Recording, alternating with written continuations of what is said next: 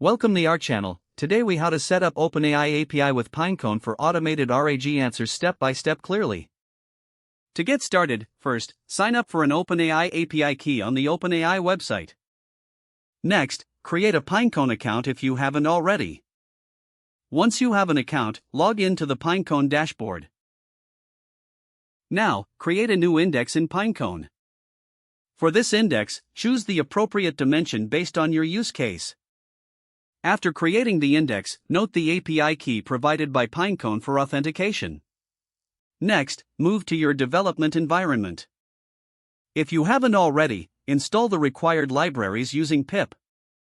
You will need the OpenAI and Pinecone libraries. Open your preferred code editor and create a new Python file. Begin by importing the necessary libraries in your script. Next, set your OpenAI API key using an environment variable for security. Import Pinecone and initialize it with your Pinecone API key.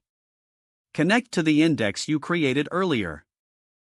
Now, define a function that sends queries to the OpenAI API. Make sure this function handles the response properly. You can set the model to GPT 3.5 or any other version as per your needs. Now, implement a function that allows you to add documents to the Pinecone index. This function should also handle vectorization of the text.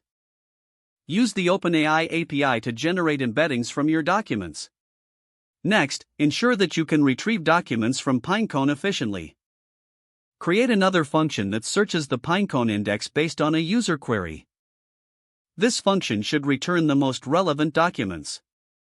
Now, integrate the two functions to automate the retrieval and generation of answers.